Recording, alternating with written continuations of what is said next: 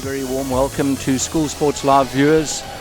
We've just logged on for a very popular fixture on the yearly calendar. Selborne College in the black and white versus Grey College from Bloemfontein. I'm Baden Gilbert and I'm joined by Warwick Scholl from Selborne College. Good evening all the viewers, and good evening Baden. Great to be here. Very excited about the game. It's been a cracking derby so far. Tight games all around. Last minute winners from Selborne and Grey in the fixtures before this. So this it's been building up to what should be a great first team game. And having a look at the lineups here, the Selborne College first team, Warwick, you'll probably be familiar with a couple of these chaps, but obviously one that stands out here is Ethan Bachi, who was included in the SA under 17, I think it was a high performance squad last year. Got Karl in the goals. Stuart Else is another one that you'll be seeing a lot of tonight. A couple of youngsters, Ricky Balfotic, who I think is an under 16 player. Yes, that's correct. Ricky is an under 16 player. He's just captain the under 16As. I think there are three players that have got first team blazers from last year. Jason Taboc, not Jordan Taboc. Ethan Boucher, he'll play at centre link. Challen Watson, 4, and Stuart Else. Stuart and Ethan, definitely the players that can do something from nothing. I think a lot will depend on Ethan Boucher and see if he'll be able to get forward with the ball. And just looking at the bench here, some of the name that stands out is Keegan Nyaka. Obviously another under 16 player. There's only three players on the bench, Warwick? Yes, only 3 players on the bench. But with us playing 4 chuckers, the rule change kind of allows for more rest time. And I think the coach, Shane Viviers, has opted for only 3 on the bench and try and keep his better players on the field for as long as possible. Oh, that's fantastic. So we move over now to the Grey College first 11. Got Arvin Gasella at number 1. Our understanding is that Sika Nkosi was the man in number 1, and not too sure what it looks like from an attacking perspective, but from a defensive perspective they look reasonably strong. They've got four players on the bench. These guys have had a fantastic season. If you start looking at some of the results that they've had up until now, they beat the likes of Maritzburg College, they've beaten Saints, Grahamstown, Pearson, Middelburg already. I think the only loss came from Hilton College at the Nomads tournament held at Pretoria Boys High earlier this year. Yes, Grey have really been building their first team. They've got a new director of hockey, Anthony Woodhouse, I think commonly known as Woody, and he's had a great start to his career at Grey College. We actually saw them in East London for the Tony Godding Festival earlier this year.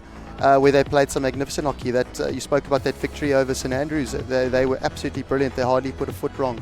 And then they had, Nomads was always very tough. Some of the best schoolboy and 18 hockey you'll see around the country, and they were outstanding, only losing 1 game at Nomads. So all in all, we're looking out for a very competitive game here this evening. Should be some great hockey played, as you say. I mean, if I look at some of the results and catching the back end of this under 16 matches we've just been privy to see, it was 1-1, then it was 2-1, then it was 2-2, then it was 3-2. So as hockey schools go, I would imagine reasonably even matched. Yes, people often ask why Grey and Selborne have a derby. We're far apart, but we actually very like schools. Both sets of boys will run through brick walls for their coaches and for their schools, and we'll definitely see a lot of passion and gees on the field tonight. It looks by the looks of things they've swapped sides, so Selborne College will be playing towards the tennis courts, and Grey College will be playing towards Clarendon High and the museum. Yeah, there's actually a slight wind out there that's running towards the museum, so Grey will have the wind to their advantage. I don't know how much of a difference it's going to make. Maybe a few long aerial balls could early on could put some pressure on the Selborne back 4. So let's see what happens there. I see what's always nice to see, particularly being seated where we seated up here. Probably the best seat in the house is that you've got all the Selborne boys down here to my right. There's normally a bit of singing and a bit of school vibe going on in the background, and I would assume that the first team rugby's in amongst those who have got a massive game tomorrow against Grey College. Yes, the rugby derby's extremely tough for our boys. But it's obviously the toughest fixture that any school can have, play Grey College. But the school is out here in force for the hockey. the Grey boys also out here in force, and they will also be loud and enthusiastic and getting behind their team. And plays underway, yeah. Oh, just a slight slip there. Grey got possession down the right flank. That is Ethan Bachi, number 7, his player to watch out for. I think they'll just probably want to settle things down here and just throw it around the back, get the feel for the ball, work it through the halves, through the sweeper. Some nice ball speed early on. Kili, I think what's very interesting is Grey have moved to a back 3 with two central midfielders in midfield that will look to receive. There's one now on the ball. Grey back in possession, just happy to work it around. There comes the ball in, but it's lifted. That'll be Selborne ball out the back, down the right. So it's interesting to see that Selborne aren't throwing too much. Only 2 players on the other side of the half at this stage of the game. Number 12, Stuart Else making his way up the field. Selborne moving the ball around the back. Selborne will play with a standard back 4 trough. It's a good ball by Jordan Sanders. Kalima with the ball. Joel Sincock to Ethan Bacha. He'll look to change channel.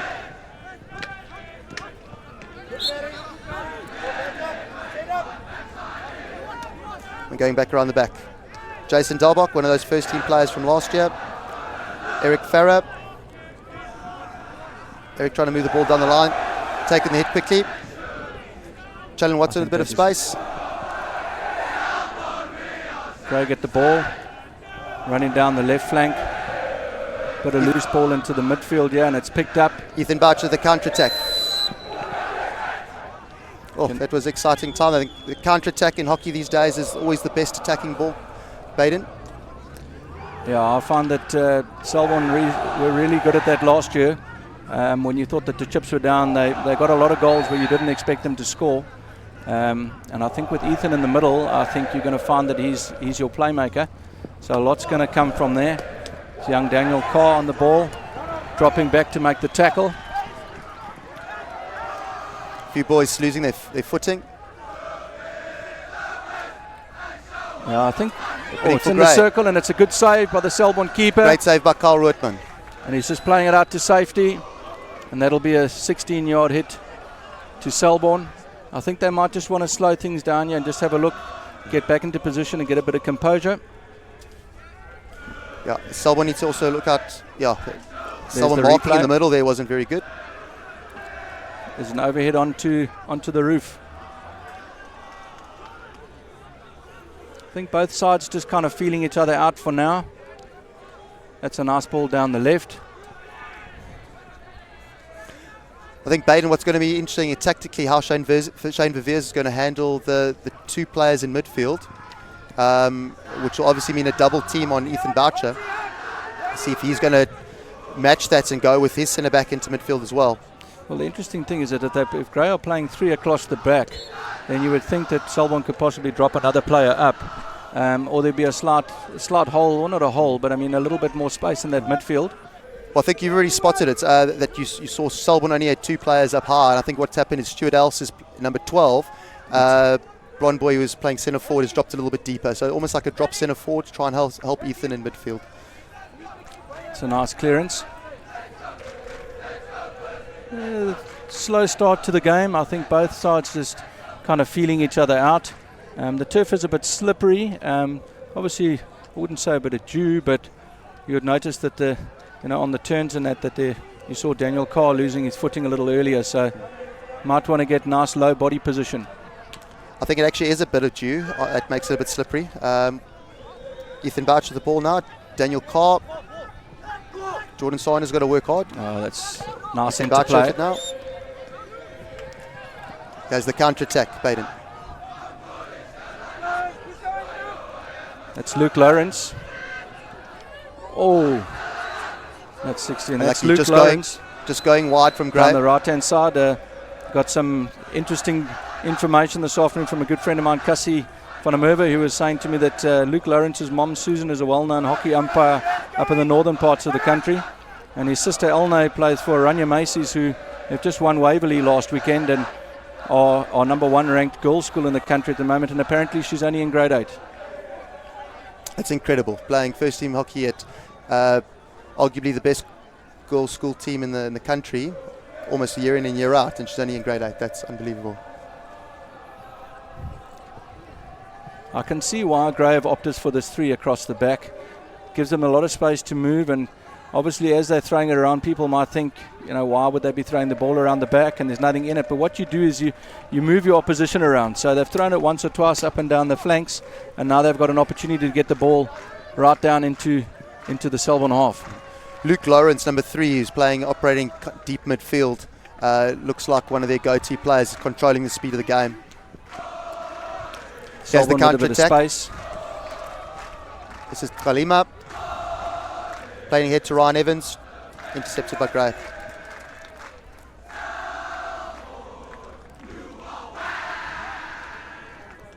No, just playing it straight into the Gray stick.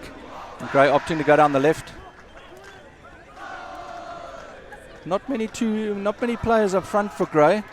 Relying solely on the counter-attack, having to actually have to run the ball in as opposed to having any players that are in space. Oh, good 1-2. Number 6, Matthew Turon, has done very, very well there. And he's just got Gray the first short corner of the game. It was a great 1-2 with Matthew Turon. Matthew on the ball now. Look at the replay, yeah. Did really, really well, and unfortunately... And number 14. Onto the foot. Great 1-2 from those 2 players. I don't think there's any bigger incentive than to score a goal right in front of your Grey school, who are posted just to the left of the goals. And I'm sure if this manages to go in, that there'll be a big cheer from that corner of the ground. Most definitely, it'll erupt. Interesting to see one castle. Looks like one striker and possibly a drag flicker. Run down by for the drag. Daniel Karl. Nothing in stolen. He's got dangerous position. Oh. And they're going to reward that floppy null, deeming that there was a stick tackle in there.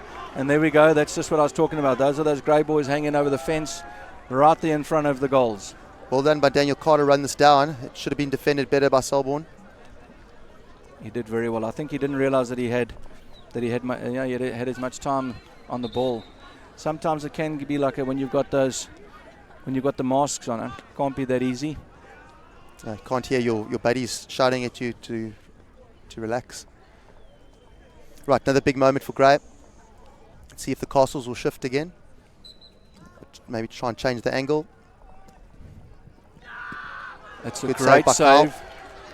It was a very, very well taken drag flick, very low, but an extremely competent save by the keeper, keeping the ball out. And Grey are on the 25 again.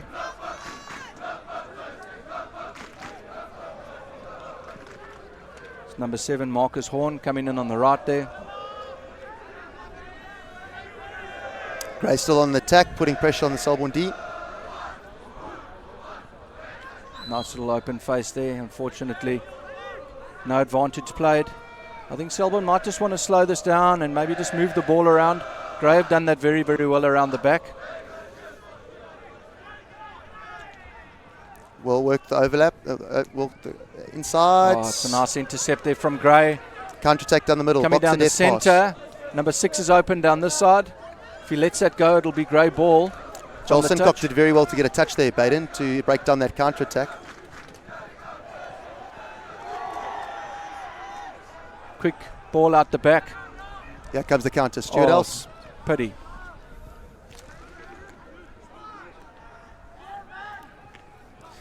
I seem to really like this 3 across the back for Grey.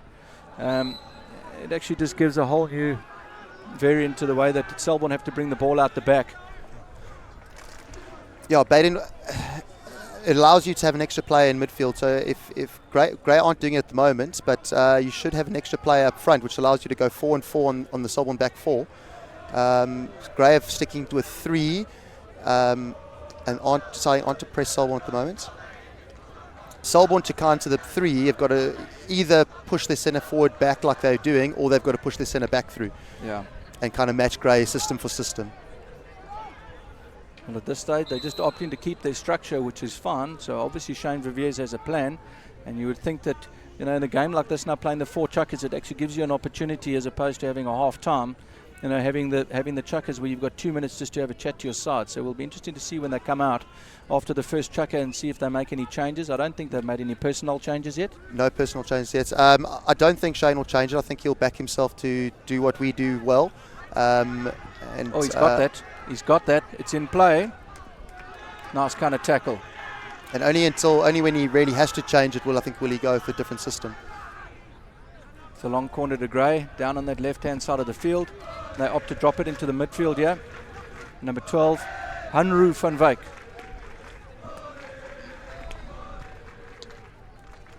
So there we go. Hanging really high, but lots of space. Selborne happy to pull all their players into the half. In fact, there's only 3 players out of the 25.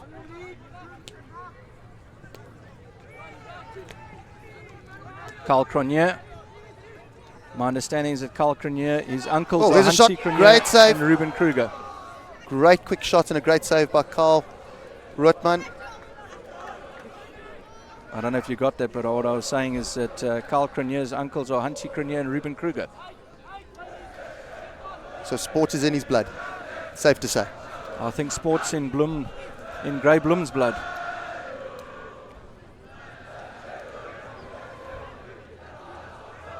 I think Selborne might just want to get this out.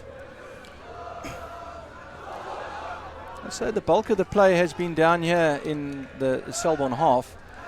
You'd feel that they might just want to... There we go, you can see that again. Yes, great quick, one touch and a quick shot on the reverse stick. That's what you need to do in order to get your shots away at first team level in the D. If you take any longer than one touch, Baden, you often get tackled. I think the golden rule that I've always instilled in young players is that when you hit the D, you pull the trigger, get the shot away as quickly as possible. Yes, and he did very well there. Selborne happy just to hold players back, almost playing a half-court press here. Gray have actually moved to a back 4. They seem to be able to change it up at will.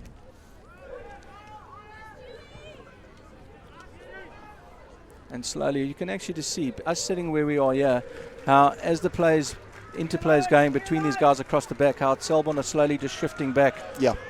It works very nicely. Selborne are very happy to sit deep. They probably feel comfortable knowing that, especially on this turf, it's extremely flat, that very few balls will be hit through them. So making it very difficult for Gray by sitting back and compacting the field to have to go around them.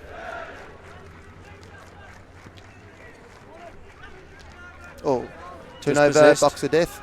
Oh, that's a fantastic tackle. Who was that? It was Jordan Sanders. Daniel Karl getting involved there as well.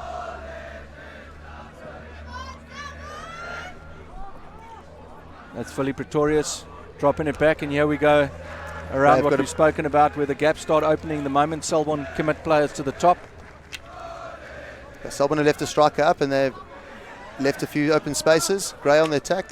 Marcus Horn back in again. Just lifted into the D. I think Floppy's just having chat to the player there, perhaps just to tell him just to keep his comments down. That's Marcus Horn, number 7 from Gray. And that's a lovely overhead down the left flank. Great overhead by Daniel Karl. So also worth the mention, very lucky to have such good umpires here in East London. Greg Davis on the far side by the scoreboard.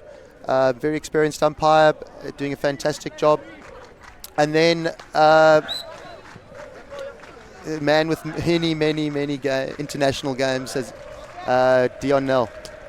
So blessed to have a guy like that in East London who can give back to the game, give back to umpiring, help young umpires, and then come and do big games like this.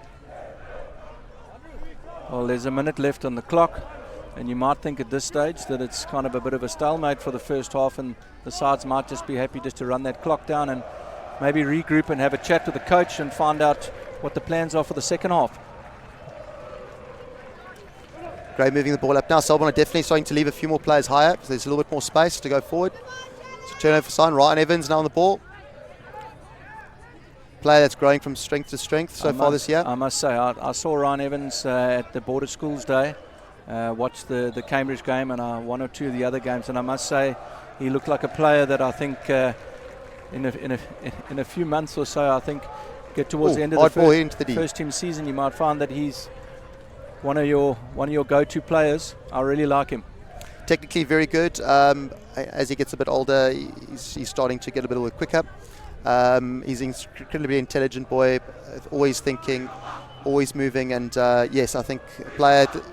This is still his grade 11 year, so I think by the end of this season, I think he'll be a go-to player, and then definitely next year he'll be a go-to player.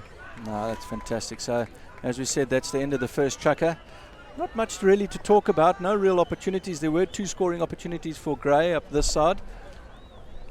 Yes, definitely Grey had the better of their chances. Yeah, come the replays. That's Rerun on. Yeah, poor marking. I think that almost hits him. Oh, good that save. was the early one. Save, Karl.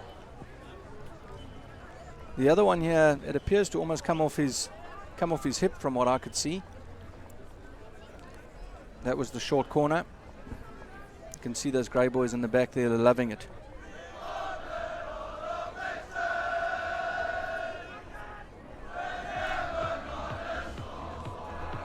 And there was that save. That was a good clearance. We have This was the great turn and shot here. Oh, there. It appeared fantastic. to almost hit him on the hip.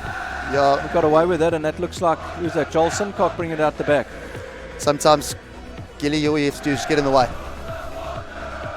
And I don't know if you guys can hear this on the feed, but you can hear the chaps giving it a good sing-song down in the corner here. And that must be Anthony Woodhouse. From what I understand, he's reasonably new at Grey College, but if you start looking at some of these results that they've posted, I would consider Maritzburg College to have been one of your top hockey schools over the last, give or take, 15, 20 years. And I'm wondering when last, or if ever, Grey have managed to beat Maritzburg College. It would be interesting to find out what. Yeah, but 15 years ago, Grey College and Maritzburg College are the 2 powerhouses in the country, and then often vying for that #1 ranking in the country, or an unbeaten season before rankings were around. And Maritzburg have definitely been the dominant team consistently around the country over the last 10 years. I think Grey have struggled to beat them over the last couple of years, and it's great that they've managed to get that win over their old rivals, Maritzburg College. I see Maritzburg College last weekend had a 2-2 draw with Glenwood, another powerhouse in KZN. As the players make their way back onto the field here for the second chukker, it seems, almost feels like I'm talking about water polo, talking about chukkers. Yes, new rule in hockey is that we now play 15-minute chukkers at first team level. So we'll have four quarters of 15 minutes with a 2-minute break in between the first and second chukker, and a 2-minute break between the third and fourth chukker, but then a 5-minute half time. There's Gisela at 15. He's just come on. He must have been brought on at the break. Someone on the break is Ethan Bachi. There we go again. Speaking about just losing the footing a little bit here on the surface. Yeah, definitely a bit of dew. Volley Pretorius on the ball, looking to drive into the D. He's attracted the attention of 3 or 4 Selborne players, but it's still Grey ball. Happy just to drop it back out. It's number 3, Luke Lawrence. And here we go with this diamond shape around the back. And the ball's just shifting, looking for those gaps to open. Baden, I think what we can see is Stefan Viljoen, number 2, kind of dictates whether they're going to play with a 3 or a 4. So you'll see every now and then he'll drop into the back 4, into their trough, and they'll push their outside halves a lot higher. Or he will drop into midfield and kind of double team Ethan Bachi. And then their 2 outside backs will be a lot squarer and a lot deeper to give them a back 3 trough. I think what Selborne are doing well here is that you see when Grey are throwing the ball around the back, the idea is that you're going to draw well, those Selborne players out. Stuart House on the break. Backstick cross is needed, yep. Oh. Just didn't get it to the right angle for the far post tap in. So what I was saying there is that you see that Selborne have actually really done well in the discipline, and that they haven't got sucked into coming out. So Grey have consistently been throwing the ball around the back, and they haven't opened up any opportunities by committing to the ball. Yeah, I think Stuart Else has been very disciplined from centre forward perspective to drop back into that onto the circle number penetration. 2. onto Foolin to The make ball sure. comes in and there's That's the goal by opening goal. Stuart. There's the opening goal. We're just talking about his discipline in midfield and how he's come back and helped his team on defence, and now he's got himself into the correct position on attack, and very composed finish. I think we might see that on the replay, but we gathered the ball down the right and he appeared to be wide open. Is that Saunders? That's Jason Taboc. Is it Taboc? Makes the clearance but doesn't get it out, and then he's kind of standing right there, and that whole story again about left post, how many times do we talk to kids about that? And there's a prime example. Yeah. You go and sit on the left post, I promise you, you're going to have your lunch. 100% correct, Baden. If it works in under 10, the left post tap in, it can work at first team level as well. Another ball in. Stuart Else putting another dangerous ball across the deep. I think the interesting thing is that that's probably the first opportunity Selborne have really had up in Greyblom's D, and it's one of those encouraging things when you manage to convert. Quick counter. Glimakuma on the ball. Being given a shove, short corner. Oh, Got a little shove in the back. There was a big call there, Greg Davis, and he's given a shorty to Selborne, who've got their tails up, and second chucker, and they are 1-0 up with an opportunity to add another one to that. This is a big moment, Baden. If Selborne can put this away, this will be a bit of a blow to Grey's morale after really dominating the chances. They're definitely having the better chances in the game so far. Any drag flickers in the midst, yeah? Yes, both Ethan Bachi and Stuart Else are good drag flickers. Okay. Stuart's worked really hard ever since under 14. Gone to Ethan Bachi. It's gone low to the right. Greg's re-awarded that. Obviously feels that it came off somebody's foot. Challen Watson doesn't look too happy with that decision, but he's making his way back to the edge of the D, so Selborne have another opportunity to put the ball in on a shorty here and see what they can conjure up. I think what happened there, Ethan went low to the keeper's left onto the postman's side, and I think postman saved it but just knocked it onto his foot. Gone to Stuart Else this time. Good flick. Oh, great save. Great save. Put the ball across again. Gray have got it. Good composure. Ethan's taken it quickly. It's gone the 5, but he's been dispossessed, and Gray come down the left on the counter. Selborne have got to get players back here and regroup. Because of a lazy ball there. And once again, you almost feel that Gray at times want to slow things down and start bringing the ball back down the right. They've got space now. Far post is on. There it is. It's a great ball, and it appears to have come off the shoulder of a player there from a lifted ball. Yeah, it was just lifted up by Grey Stick. It's a great flick by Stuart and an amazing save. That was a great save. That was a fantastic save. I must say, Warwick, in the warm-up, I just kept my eye down to the right, and I was watching their keeper on the ball, and the guys were pinging them in, and he was just popping them away like he was pushing balloons. I mean, it was incredible. I think Sika, I might be mistaken, but I think Sika's been in their first team, or at least their first team setup since his grade 10. I do know he's also the first team captain, and I think he is a top prospect. So Grey now have gone to their back 4 with their outside halves pushing a lot higher. There we go again with that play, and let's just watch Selborne, and we're probably in the best position, and so will you be at home from the footage. And if Selborne just hold it, and you see what's happening now as a crowd trying that long ball. Yeah, Selborne once again very happy to sit deep and wait for Grey to try and penetrate through them. Ryan Evans working really hard to try and get back to make sure the ball only goes backwards. Jared Howarth doing well. It's the first team debut for Jared Howarth. Always great when a Matric boy can make his debut. Worked really hard, Jared, to get this opportunity. So congratulations, young man. And what's his pedigree? What did he do last year? Was he playing second? He was a second team player. I think he mainly off the bench.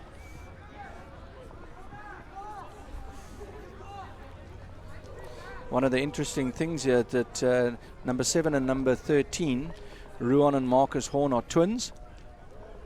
I wonder who the elder one is. Certainly doesn't look much older.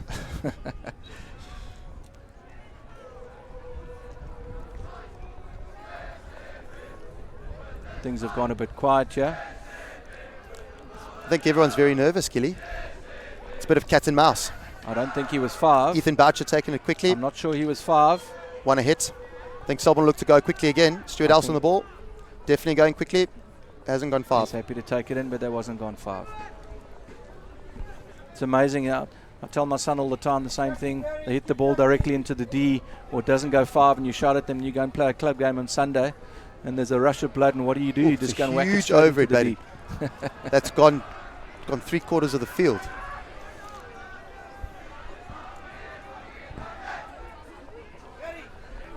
So there's a bit of a wind out there. Maybe that assisted, but that's still a very, very big over it. And I'm surprised we've only seen that weapon used once so far today. Well, you might find that after seeing that, you might see it implemented 1 or 2 more times. Grave got a little overlap here, 2v1. Joel Sincock trying to break it down. Ethan Bachi with a quick shot, just wide. So again, a great example of how to do it. As you get up the levels, you have less and less time in the D, and you have to take your shots quickly. The grey boy didn't even take a touch to stop the ball, control it. He just backed his eye and had a good, nice, fast, hard swing. Grey building up. A dangerous ball. And if you Loose can get the ball, shot Grey away. got it. Jared Howarth sticking in there.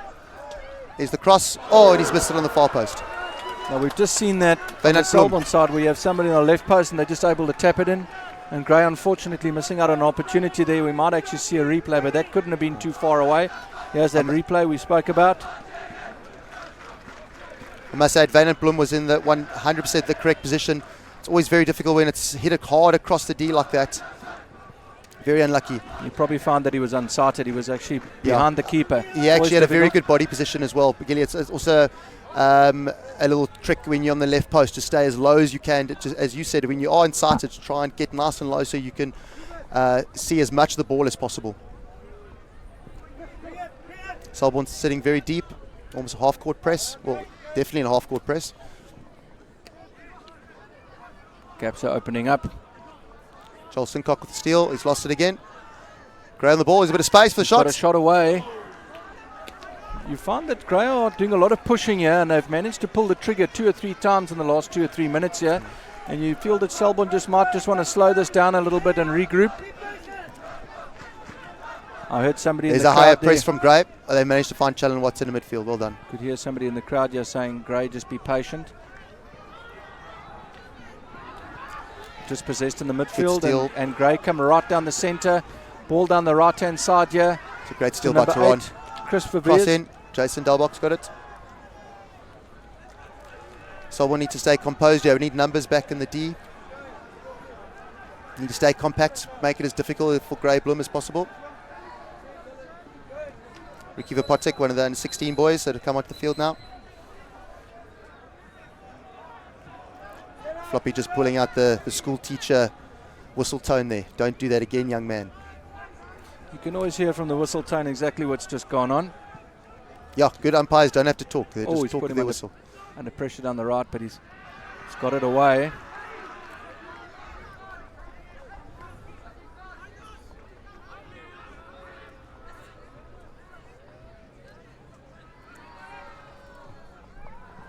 It's a foot. Grey will have a ball. They've dropped it back. Ball. Keegan Mnyaka, another one of the 16 boys on the field now. Can he link up with Stuart Else? Counter-attack. He's dispossessed. And yeah, Grey come down the middle with a bit of space. Number 12, Van Wyk. Hanru.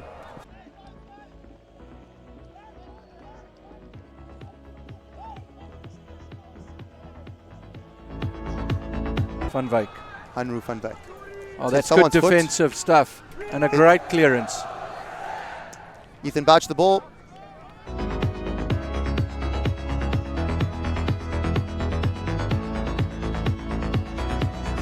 Forward quickly. Nice little show and go there. Space. Ryan Evans.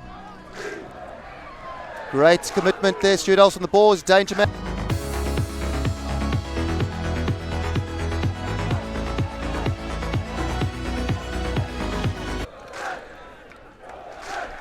Crowd starting to get lively. Boys starting to do a bit of singing. Atmosphere seems to be building up for some.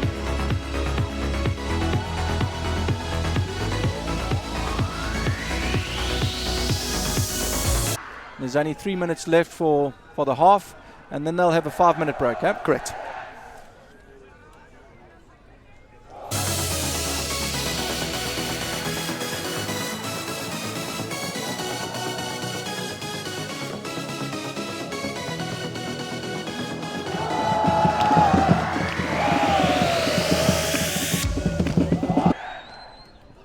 Selborne kind of caught in that right-hand corner. Backstick cross it in. Hit a foot. I think someone looked to take it quickly here.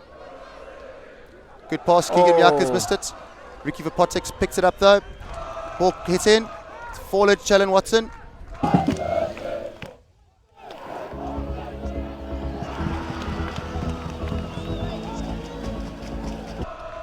So there's Ryan Evans.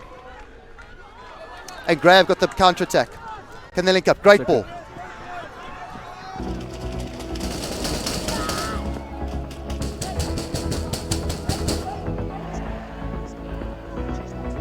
Have the legs down the right here, but Fafia just didn't have the legs to get there, but don't think that is any fault of his own.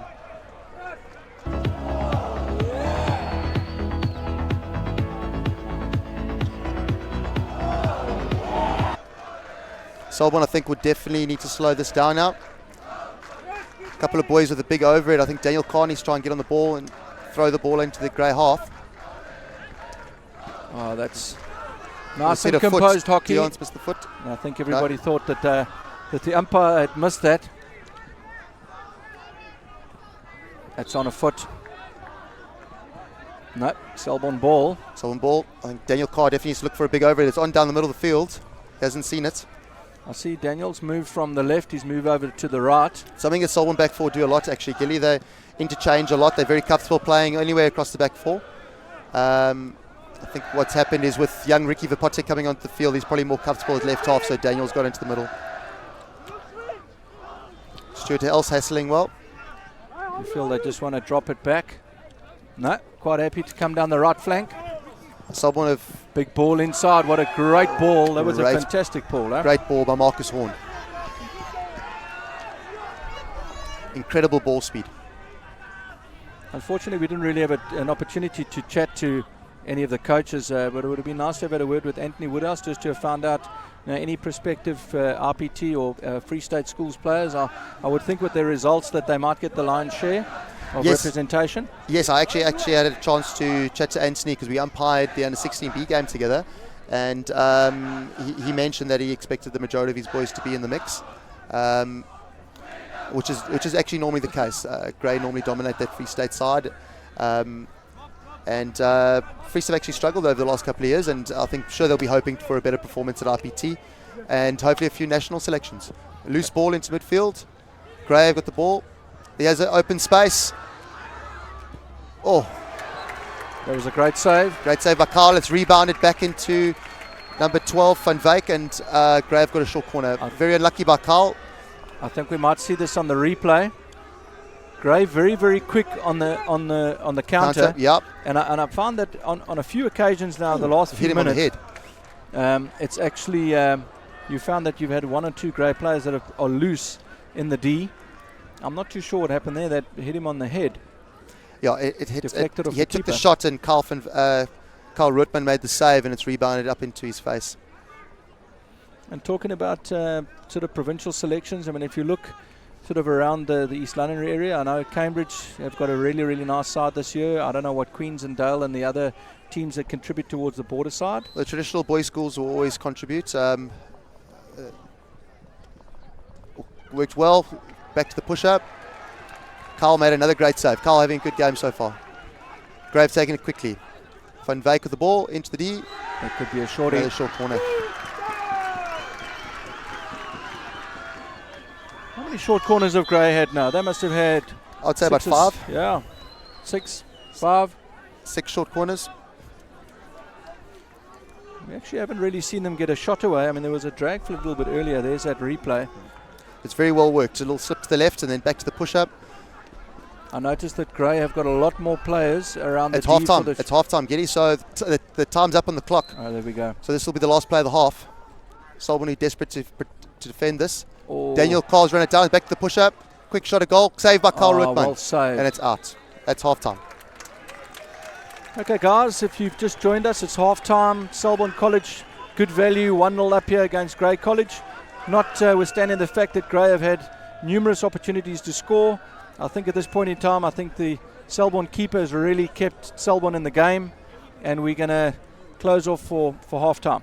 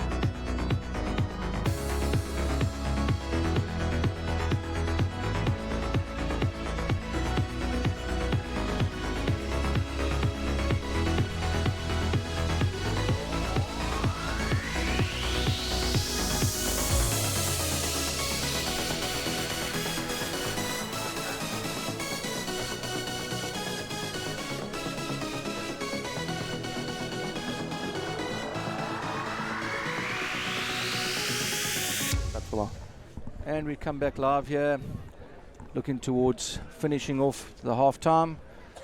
I think Selborne would just want to chat about how they can just settle things down. And I'm sure Grey coach will be saying that they've had many opportunities and how we're going to convert these. And like I was saying earlier, I could hear somebody in the crowd saying, just be patient. And you almost get the feeling that that's what Grey needs to do if they want to get back into this game. Almost coming at full pace, whereas I think once they've got possession and they they have that attacking option, not to give that last pass and just to hang on, and opportunities will open up. But I think I almost get that feeling that they feel that they should be 1-1. Yeah, definitely. I think they've had enough chances. I do think they've also got to try and realise when it's on to go forward quickly, because Selborne do definitely want to drop deep on defence and be as compact and as difficult to beat as possible. So they can't be too patient. They've got to realise when it's on to go forward, and go forward quickly when it's on. This ball's been the play has been frenetic. I mean, it's been really, really quick. You think it's there is just a foot, but he's continuing with the ball. That's Hanru from Wyk again. Unbelievable save. Dangerous cross into the D. I think they've been given a long corner. He's made a save there, Karl Rutman. It was going low into the bottom corner, and Karl's managed to save that with his stick. His full-length dive to his right and got the stick down. Another incredible save. You can't help but think he's been full value for it from what we've seen this evening. Greg Davis awards a hit just outside the D to Gray, who start this third quarter extremely, extremely positively. Happy to throw the ball around, and this is what I was talking about. If they just take their time, work it around, the opportunities will come.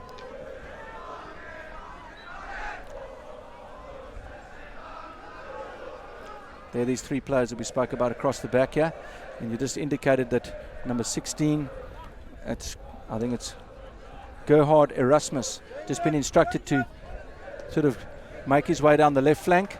He's got the ball now.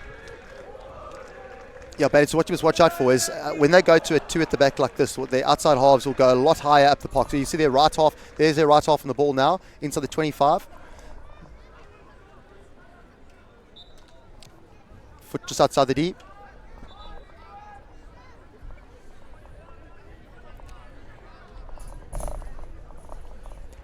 Happy just to drop it back again.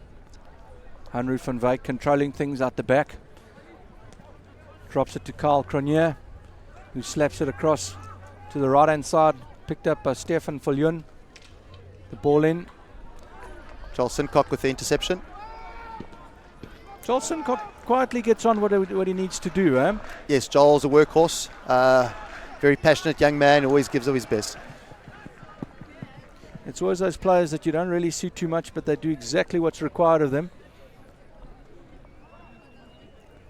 It's a Selborne way, Kili. Hard to beat, passionate, prepared to bleed for their school. I think for those of you at home, I think you've drawn a rough one, because you've got a Selborne parent and a Selborne coach up in the box here this evening commentating on this game. It's through to Ryan Evans. He's through. Backstick cross maybe on. He's got it across. Oh, he has got it across. There just wasn't anybody there. Glimmer was diving on the far post, just went a little bit behind him. A skill that's come into the game, Kili. Something that you definitely didn't have in your day. But the backstick cross is a very, very effective weapon. It was difficult for us in those days because we were playing on grass, Warwick.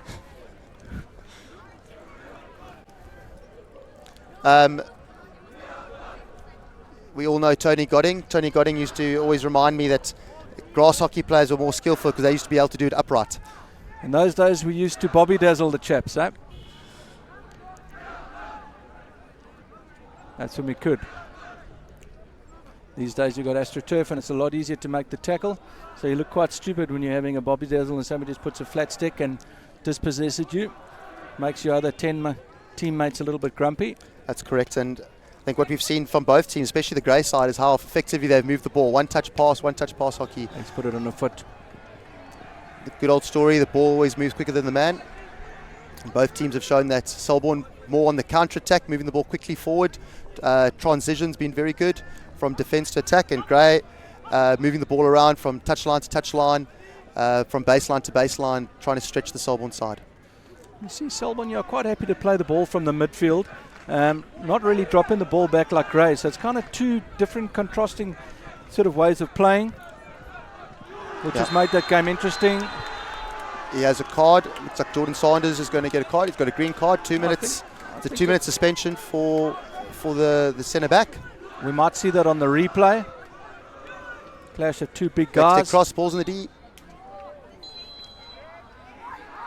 It's unfortunate error. He's hit the ball away after the whistle. He's also got a green card. It's number 4, Villi Pretorius. Yeah, clear breakdown tackle there, Baden. When the opposition are going forward at pace like that, you've got to be very, very careful not to make contact with the body and break down play, because umpires will consider it deliberate, and you will definitely always receive a suspension.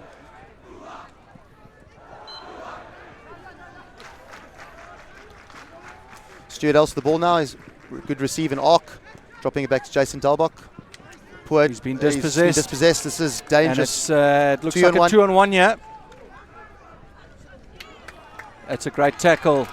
It was a fantastic tackle. Who was that? Daniel Karl. Daniel Karl. Stuart Else won the ball back. He's going to throw it over it. That is a fantastic overhead. Cheapest. We need to see more of that. Yes, on the move as well. Fantastic skills by Stuart Else. Stuart Else also a great cricketer. Actually got 2... Oh, on the floor, well done, Daniel. Stuart Else actually got 2 T20 for the Selborne first team this year. Also a provincial cricketer.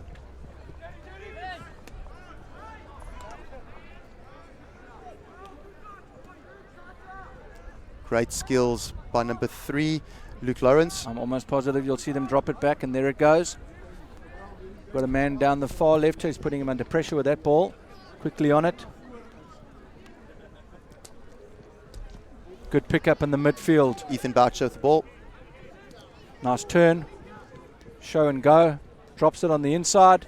And there's the overhead. That's a fantastic ball. And you might find that he... Oh, okay. It's an interesting decision. I would have thought a 5-yard would apply, and that's what's happened. Yeah, the keeper came in. Yeah, so Ryan Evans was the clear receiver. The ball was coming down Ryan Evans' stick, and the keeper's run into his 5-meter zone.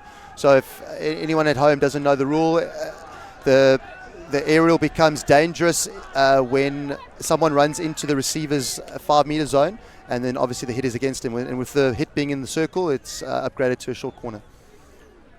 I think we need to give some credit. There was a fantastic overhead. Yes, once again, Stuart Else on the run. There's an opportunity for Selborne to go 2-0 up. Once again, another big moment, Kili. Conversely, Selborne have got their shorty right in front of all the grey boys. I'm sure they're having a lot to say. Ooh, bit of confusion. Comes Ethan Bachi. Definitely a bit of confusion for the Selborne boys, unfortunately. Oh, it's a bit of argy-bargy off the ball here. Floppy just telling the boys just to cool the jets. That is, I think, a big missed opportunity. Would have 2-0 lead would have done nicely going into the last 25 minutes. Dispossessed, and Selborne looking to try and get the ball out of the back, maybe just holding it a little bit. And the tackle was on, and the ball's been taken, and Gray in the circle, and what a fantastic strike. It was a fantastic goal. The error was made, unfortunately, by Ethan Boucher just outside the D. Dispossessed in the D, shot taken. Wow, what a great goal. Let's just have a look at that again. Oh, it appears that he got his stick, and I think that's maybe what Ethan Boucher's querying. Looks like he got his foot he got his stick caught amongst his legs. He goes straight to Greg Davis. There you can, I think that's what he's indicating. Selborne have got to keep their cool. It's still 1-1. The game's still very much on. Well, I think that goal has just livened things up, because if you were sitting where I am up here, it's just got the crowd going, got the boys going, and there just seems to be a bit of extra spark in the game. Everything being done a little bit quicker, if it could be done any quicker. I'm sure that'll be a talking point later on after the game. The thing is, in our days, you'd have an incident like that would happen, and you could talk about it, and you'd have no reference to it. Whereas now, what you could do is you could log on to School Sports Live later on this evening. You could show your friends, look, this is what happened. It is a little unfortunate, but the Selborne boys are hosting the Grey boys, and I'm sure they'll have a little function tonight together, and they'll have good camaraderie, and at the end of the day, it's just sport. Oh, it's a great shot in. Played hard and tough on the field, and afterwards it's all about making friends and keeping friendships. building relationships. And there we go again. Gray just happy to drop it back. I think Selborne just got to keep their composure now, because in the first 2 chuckers they did exceptionally well, where they didn't get sucked in at all. And they kind of just shimmied across the field and were quite happy just to wait it out. One feels that they just need to continue doing the same thing. I think it'll all be a case of, can the Selborne legs hold out?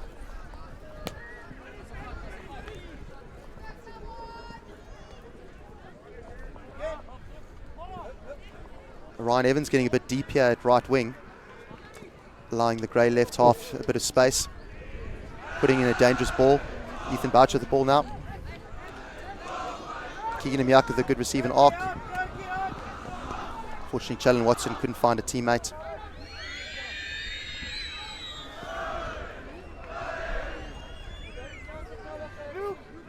You think that they might pull it back again? There's a little overhead down the left. Very nicely picked up. And unfortunately, ball goes loose. Grey ball. It's a big unit down the left here. Number 16. Yes, and he gets some good ball speed on the ball, especially that little inside-out slap. It can be very dangerous from the left side. Attacking a 45 angle towards the goal box. Gerard Erasmus.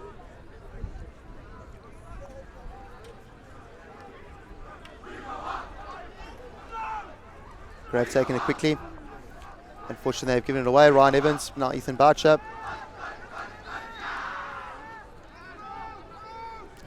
Selborne will look to come out of defence quickly. I was told this evening. Oh, there we go. There's that 5-yard rule. I was told. That was clearly Gray's ball. The receiver, clear receiver, was the Grey boy, and Keegan Miaka was standing inside that 5-meter zone. I was told this evening that I needed to give a shout out to Hendrik Cronje, who's sitting in Bloemfontein. I believe he's watching us live on School Sports Live. He was the first team cricket captain at Grey Bloem in 1989. Played with the likes of Nicky Boyer and Hendrik Fools. He's also the head sports writer for the Report newspaper. That's Karl Cronje's dad. Karl Cronje, number 11, currently playing for the Grey Bloem side. I hope you're enjoying the coverage, Hendrik. There's Tony Godding and the headmaster of Selborne College, Andrew Dewar, in the dugout, having a conversation. It's a light-hearted moment there with Mr. Dewar. 2 very passionate hockey men. Mr. Andrew Dewar being a very good player himself, representing South African under-21 side. I think for more than 1 or 2 years. I think he might have even made it straight out of school when he was 19, if I'm not mistaken. And then obviously Mr. Godding, legendary coach of SA Hockey, put in many hours into young hockey players in this country. I actually played under 21s for Border in the 1992 RP2, where Andrew Dewar was our captain and was actually selected for the SA under 21 side that year. And Border came 16th out of 16th, and he still made the side. That's telling you something, because normally national sides, you have to play very well at a national tournament to make a national side, and a lot often depends on how well your team does. Great tackle by Daniel Karl. Oh, chaps. Ball's going over the baseline. Daniel Karl, very gutsy. Good decision to step early there. Warwick, would I be imagining things, or this game seems to have hotted up a bit? Yes, I think definitely. I think that goal from Grave definitely livened things up. Galima on the break. Let's see that grey structure that we had spoken about earlier. There seems to be, I wouldn't say disjointed, but maybe the boys are getting tired. Even the Selborne boys, a couple of guys dropped back. I just feel that you want to slow it down and get a bit of structure again in the game. Start to give away passes like that, you know. Yeah, I think those are the passes you don't want to give away, because it leads to chances like this. The boys are getting tired, and Gray have got an opportunity here in the D. Drops it back and has a shot.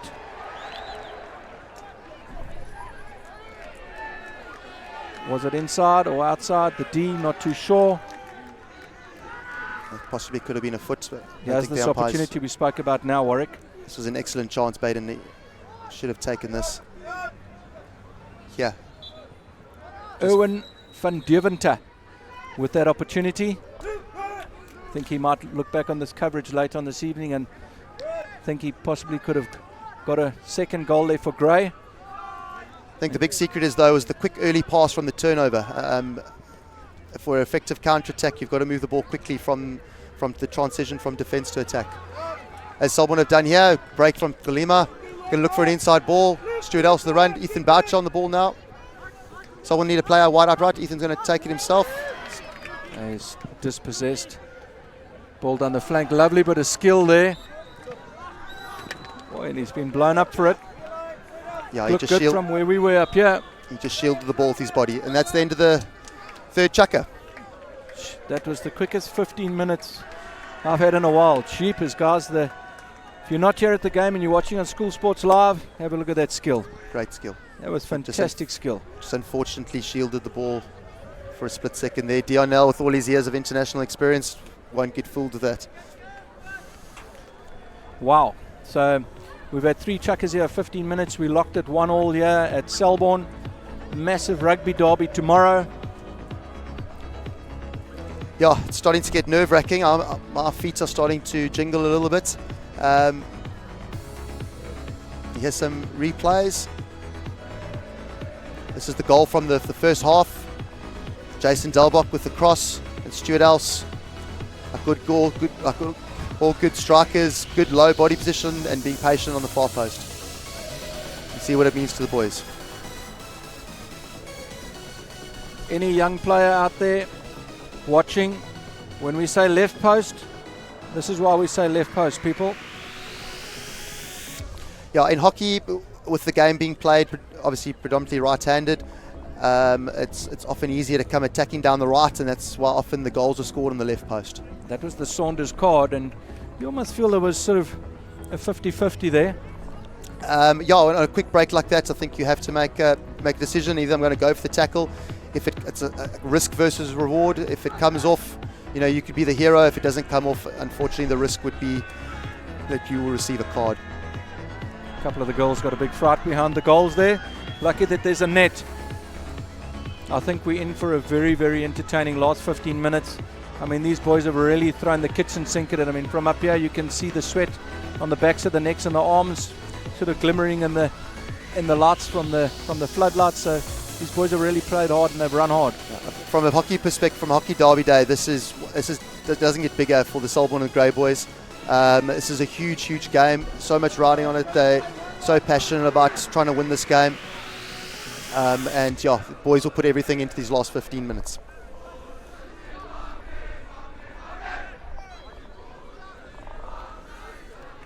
Ball drop back to Ethan Bachi. Play it out right to Eric Farah. He'll play it hard down the line. Eric getting a bit of support from the girlfriends on the side. Finish strong, boys. There's Matthew Fourie, who's currently at the SA Under-19 cricket. I think it's a training squad up on the reef. Would have played some cricket today. Good to see him getting active on the social media here, supporting the Selborne boys. Yeah, Matt, congratulations. I never got a chance to say goodbye. All the best, mate, at that training camp, and work hard. Here comes Stuart Else on the break. Selborne got a lot of space. Ethan Bachi to the right. Ethan Bachi's got the ball. Dionel's blown for I can only assume a dangerous ball across. Maybe we might see that again. I'm not too sure what happened there. Well, there's no such thing as the lift rule anymore. We blow danger. Yeah.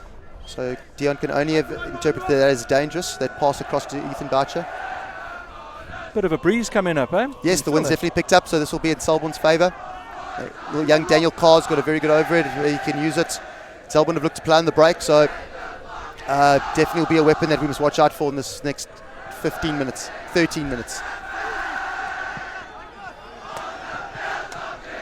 It's a nice little touch on the inside. Very well played by Daniel Carr. He's impeded there and gets the hit. Almost feel like Daniel just wants to slow it down a little bit. And he Daniel throws a fantastic overhead. Definitely something spoken about at the break by the coach, I think, Kili. Did you see the discipline there of the boys, knowing that it was an overhead, all step back, all very aware of what needs to happen? Yes, for those young men watching at home, so that's kind of what you've got to do. Ideally, if you're in the team that is not going to be receiving the ball, to try and get in front of the ball so that you don't allow the opposition to go straight forward, but not to give away the hits, making sure you stay 5. having a look at some of these Schoolboy rankings. Quite interesting that Grey College is currently 8th and Selborne are currently 20th. I know there's always a lot of talk around these rankings and how are they really validated, and you can, the various sites that you can look at, but I think it gives you a general idea of where you stack up in terms of hockey. So I mean, what we really have here is a top 20 clash on a derby day, which is fantastic. It is a talking point. I think it's fairly accurate when it comes towards the end of the season. You score points by beating top 20 sides, or even more points if you can beat top 10 sides. And unfortunately, Selborne missing Nomads this year because they were on a Holland tour. They didn't get the opportunity to play the teams they would traditionally play at Nomads, like your Hiltons and your Maritzburg Colleges, your Kezes, Jeppies, Weinbergs. Good skill by Ethan Boucher. Oh, what did you got refer it to with a that lovely earlier? cross. Selborne, he's pulled the trigger and he's just missed. Well, it was actually a deflection. Did that not? What did that come off? Maybe we'll see that again in the replay. But what I saw was Ryan Evans actually touched that in front of the goalkeeper and deflected it over the bar. It was a fantastic strike. Gray come away with it. Back in the D, you don't want him to be able to pull off a shot. It was an awkward ball for the goalkeeper. At the long corner to Gray. You almost get the impression, although these 11 minutes off, and the obvious thing is to say that I think one goal will separate it, but you almost get the impression that there's still a goal left in this game. No, definitely. Both teams are definitely picking it up. Selborne definitely trying to play on the break. Going forward quickly with Ethan Boucher again. Challen Watson with that great shot earlier. And then I must mention Daniel Karl again with another last-minute interception just before the shot from the Grey boys. Here's a quick ball. Here's Ryan Evans. Put on a foot, the short corner for Selborne. He's put it on a foot for the short corner, yep. I must say, I do agree with you. Daniel Karl's had a lovely game. Been extremely solid. His work rate's been exceptionally high. Here's the shot from Challen Watson. Oh, definitely. Ryan Evans got a little touch in front of the goalkeeper. If that had gone top right, we would have been talking about that all night. Yeah, just to point out to the viewers, I think that ball was going to hit the goalkeeper. It was hit very hard by Challen, but I think that ball was going straight at the goalkeeper. I think Ryan did do the right thing, trying to deflect that past the goalkeeper. Sometimes, as you said, sometimes they work and you're the hero, sometimes they don't.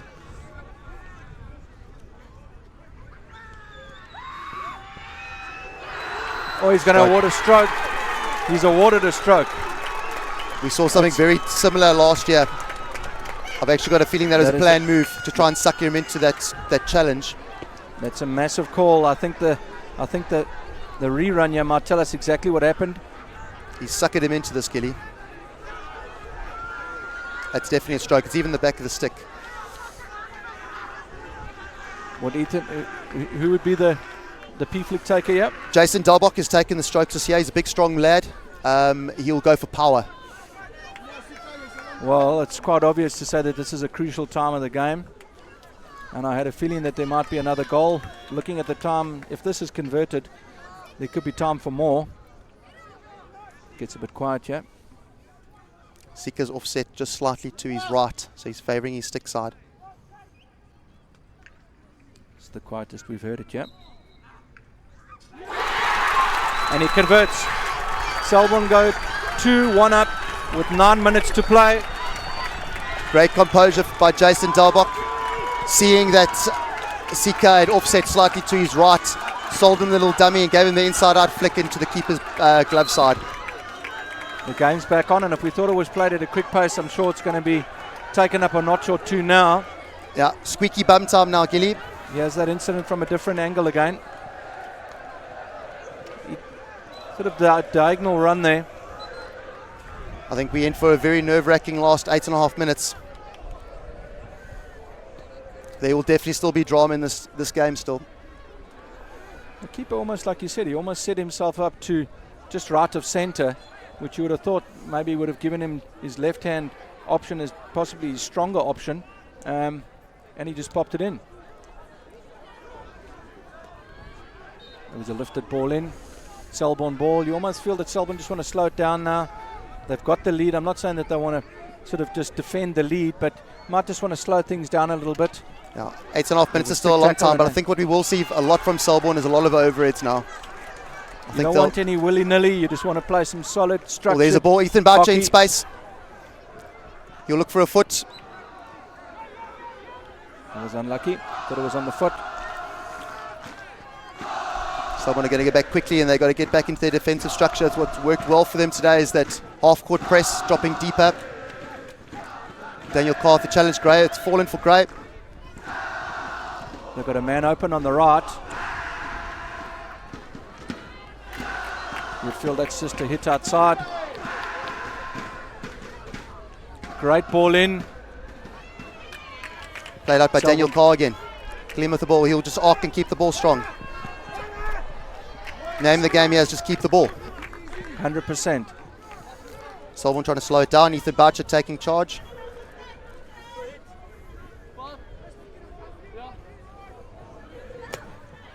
The ball down the right, and there's a foot. Selborne ball. Selborne definitely trying to slow this game down. Ethan Bachi just trotting up to it. You might think that he might play it across here. And that's exactly what he does to an open Daniel Karl down the left flank. Daniel's had a little slip there. We spoke about the surface earlier, and a little bit too quick down the right there for Gray. And it's Selborne ball, and there's 6 minutes left. We've had a little contribution from Des Donald, a legendary Grey College first-team coach, coached the very successful Grey teams for many years. Hope you're enjoying the game, Des. Some of those passionate Selborne supporters that we spoke about in sing-song. Stuart Else on the ball. He'll look to drive it in. Oh, great ball. Very well done by the keeper. Ryan Evans is stiffing around there on the far post. Gray break quickly. Well picked up and well cleared. It's young by Eric Farah. You know, we spoke about those three Grey guys around the back. You might find that with the last few minutes here, do you think Grey might decide to pull one out and just operate with two and just push an extra man up? Or do you think that's still too much time on the clock for that kind of play? To be honest, at schoolboy level, Kili, often what happens is the players who feel that they can influence the game the most will be the ones that will start pushing up higher. So I think what we might find is Foolin, who looks like a very competent player, will start playing a lot higher up in the field. Actually, no, it's not Foolin, it's Hanru van Wyk. It's on. Ryan Evans in lots of space. Keegan Miyake in the D. It's a good ball across. It across. It's a fantastic ball across. It looks like a Grey ball. I think Selborne thought that got a Grey stick on it there. Selborne needs to get deeper and more compact, allowing Grey way too much space to move forward easily. Here come Grey down the left. Backstick cross. Oh, it's lifted. Dangerous into the deep.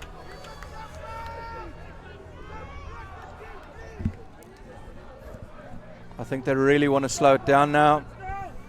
Yep, Selborne will definitely slow the game down as much as they can. A lot of aerials. They've got 3 or 4 boys that can throw big aerials. Like that, there's a great aerial by Eric Farah. Challen Watson gets it live. Stuart Else in a lot of space. Right into the middle. There's an open man in the D. Stuart will run this right, I think.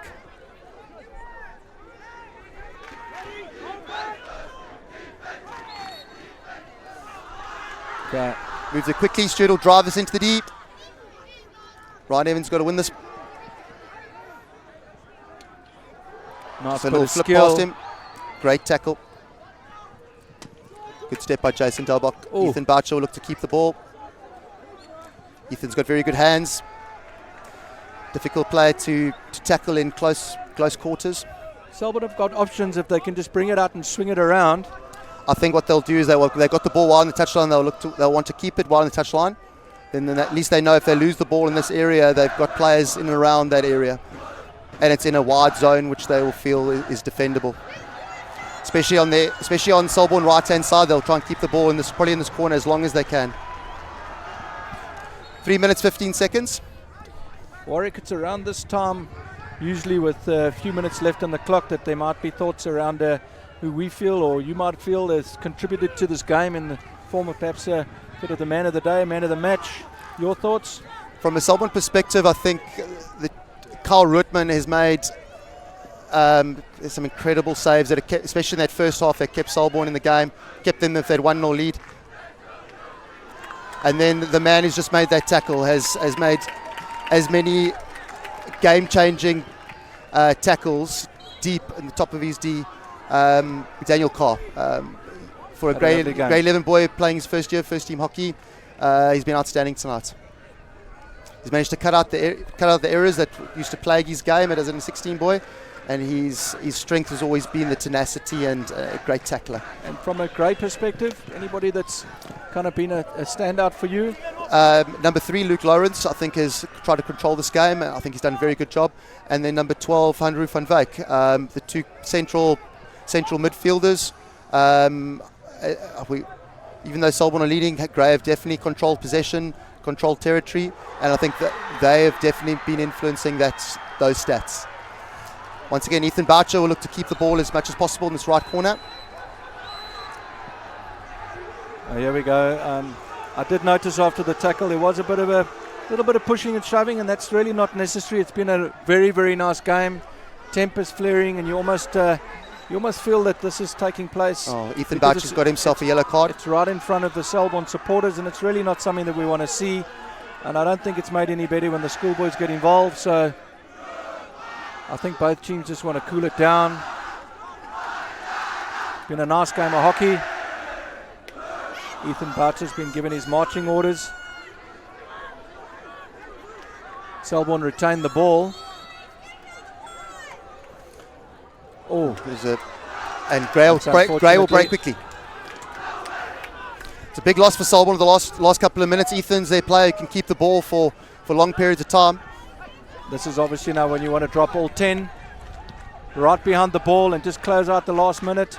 And obviously Grey are going to push hard here. They're desperately going to be looking for that equaliser. Gray hits just on the edge of the circle. Oh, Stewart. Oh, it could be another card. Is that Stuart Els? Yep. So he's hit the ball away off the whistle. It's a clear infringement. It's a yellow card. You've got two of your key players. You've got Els and Boucher both off. And I remind the fans at home and the people watching at home, there's still a minute left in this game. Somebody got to stay composed. They've only got a minute to go. Keegan Miyako with the breakdown. Well, his space. Nice tackle. Daniel Karl with another interception. It's just lifted. Someone's got to press the ball. Keegan Miyako, short corner. It's unfortunately just dropped onto Keegan Miyako's foot. How important are Ethan Boucher as far as short corner defense goes? There's a lot of mouthing away. The boys are losing their discipline. The Grey boy now has lost his discipline, unfortunately. Well, 30 seconds to go. This will pretty much be the game. Els and Boucher, are they involved in the defensive short corners? I don't think so. Ethan might have been one of the outside waves. Often you like to have one or two of your experienced players there to clear off the keeper's pads and have a bit of composure. But this will pretty much be the game. 35 seconds. If Grey can score here, it'll be 2-2. If Selborne can hang on, it'll be another famous victory. Don't go anywhere, ladies and gentlemen. Stick with us here. Oh, and they've scored. What a drag flick. And they've scored. And they've scored, guys. That's 2-2 with 33 seconds left on the clock. Selborne might be asking themselves some questions with some late cards there. Ending regulation play with 9 players. Will they look back on this and think that that's cost them the game?